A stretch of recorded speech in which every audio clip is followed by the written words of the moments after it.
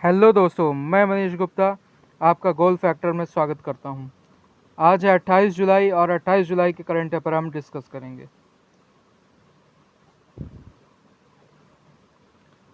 पहला क्वेश्चन है, प्रधानमंत्री ने आईसीएमआर के कितने राष्ट्रीय संस्थानों में तेजी से जांच करने वाली कोविड परीक्षण सुविधाओं का शुभारंभ किया है? ऑप्शन है 2, 3, 5 या 6।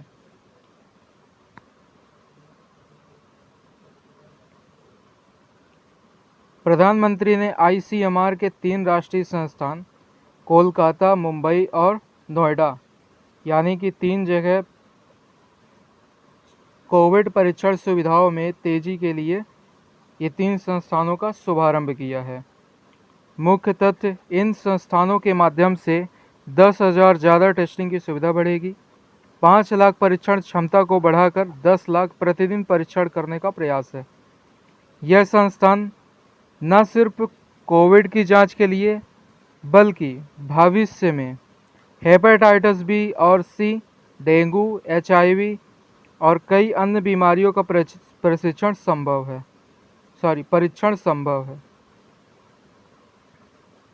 ICMR Indian council of medical research, जिसकी स्थापना 1911 में की गई थी और मुख्यालय इसका कहाँ है? नई दिल्ली में।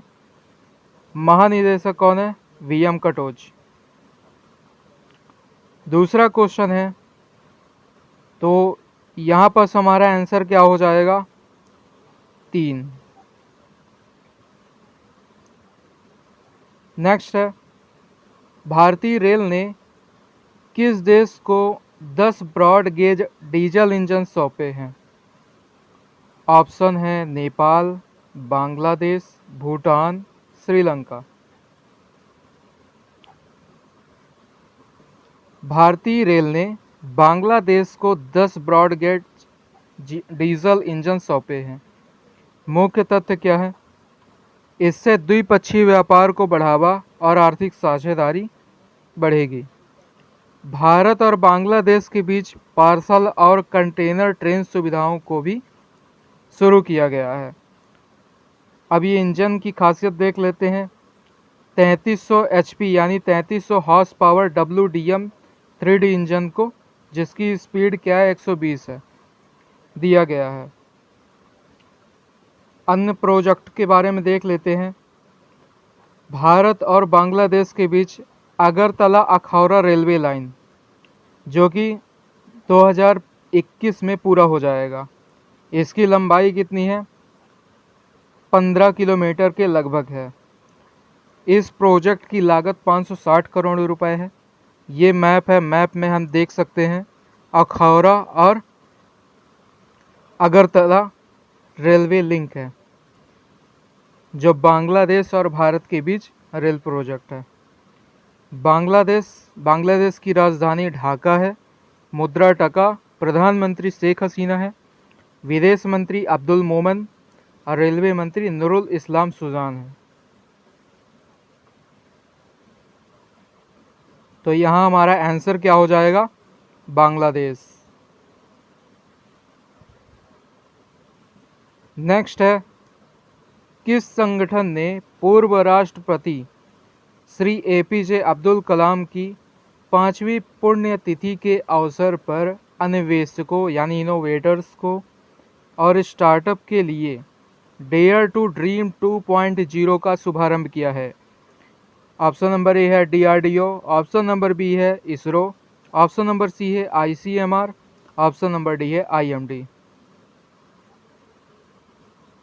DRDO ने पूर्व राष्ट्रपति श्री APJ अब्दुल कलाम की 5वीं पुण्यतिथि के अवसर पर अन्वेषकों और स्टार्टअप के लिए डेयर टू ड्रीम 2.0 का शुभारंभ किया है। इसका उद्देश्य क्या है?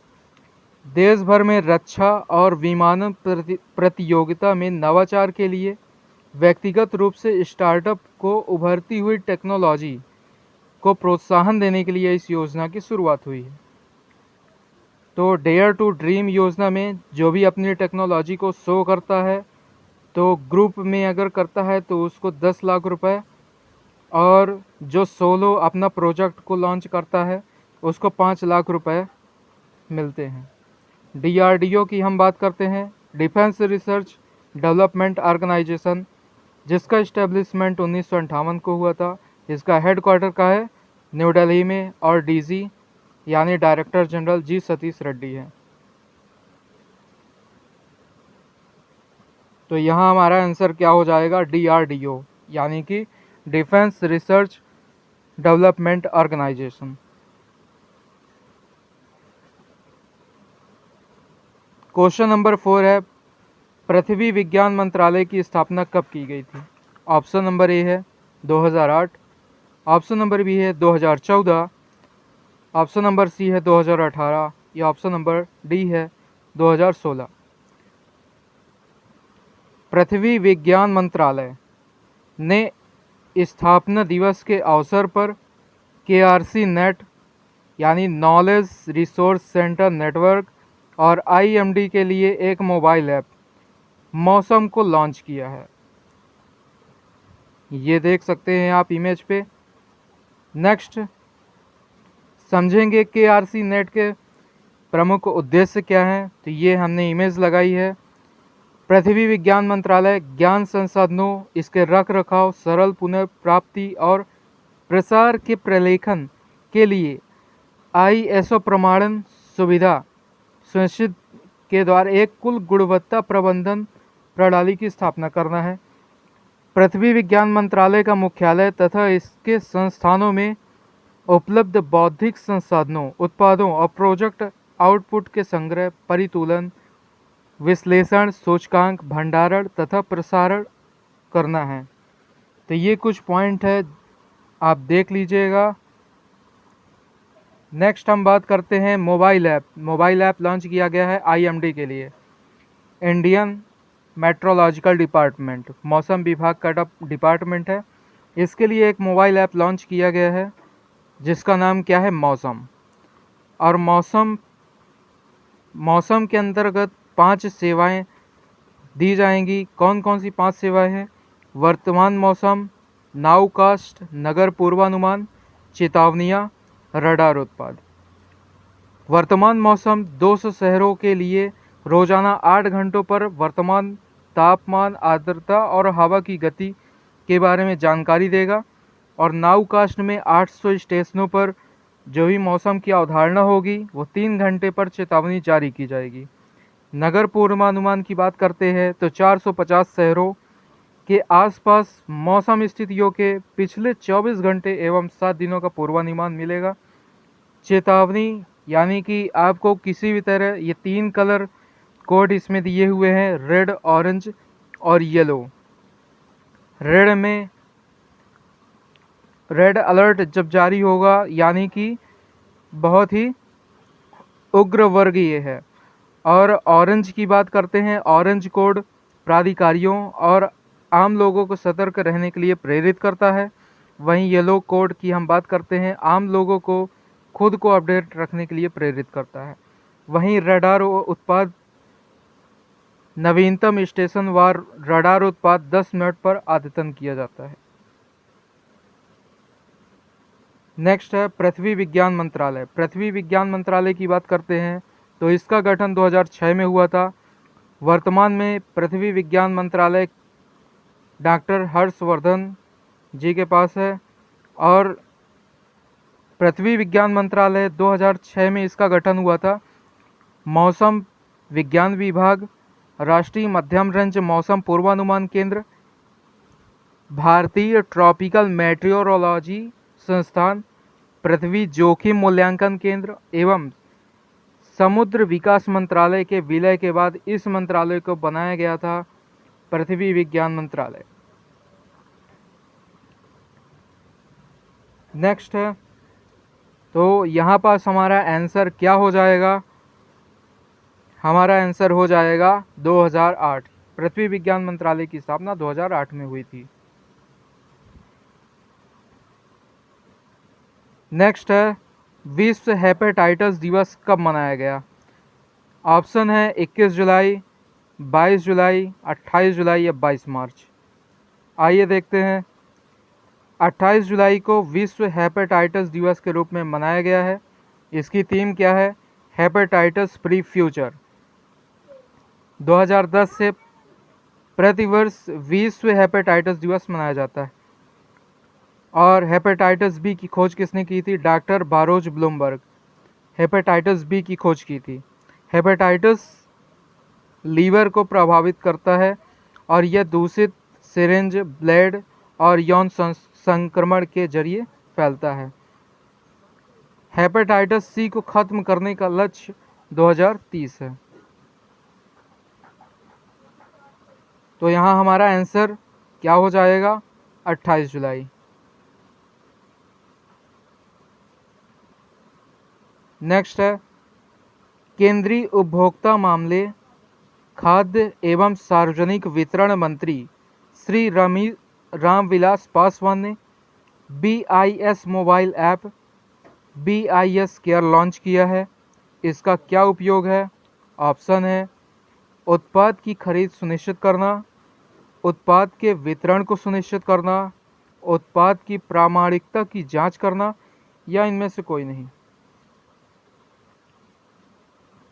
केंद्रीय उपभोक्ता मामले, खाद्य एवं सार्वजनिक वितरण मंत्री श्री रामविलास पासवान ने BIS मोबाइल ऐप, BIS यानी ब्यूरो ऑफ इंडियन स्टैंडर्ड है, BIS केयर लॉन्च किया है।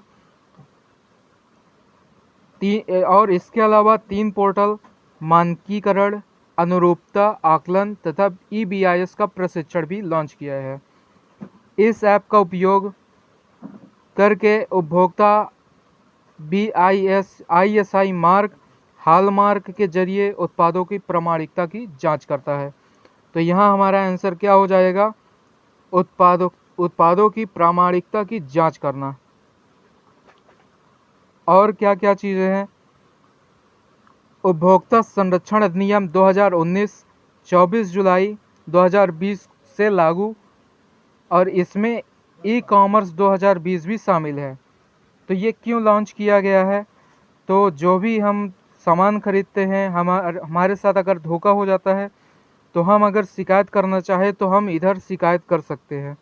इसके अलावा यहाँ ई-कॉमर्स नियम भी लागू होता है, यानी कि अमेजन या फ्लिपकार्ट जैसे ई-कॉमर्स कंपनियां अगर धोखा देती हैं तो हम यहाँ दावा कर सकते हैं। और 48 घंटे के भीतर शिकायत को स्वीकार करके 30 दिन के अंदर, या 23 दिन लिख गया है, 30 दिन है, 30 दिन के अंदर हमारी समस्याओं को सॉल्व करना होगा। ये है ब्यूरो ऑफ इंडियन स्टैंडर्ड, जो कि नेशनल स्टैंडर्ड बॉडी है, the sign, trust and quality. Next है केंद्र सरकार ने जल जीवन मिशन के अंतर्गत राजस्थान को कितने करोड़ रुपए की मंजूरी दी है? ऑप्शन है 2260 करोड़, 2000 करोड़, 1000 करोड़ या 2522 करोड़।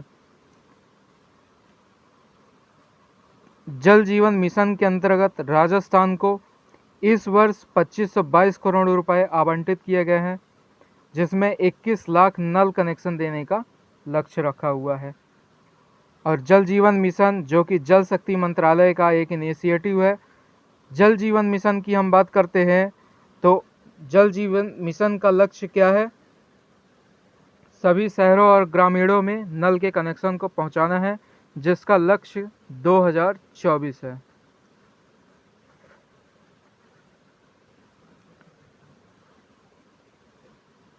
आज राज्य विशेष में हम राजस्थान के बारे में डिस्कस करेंगे।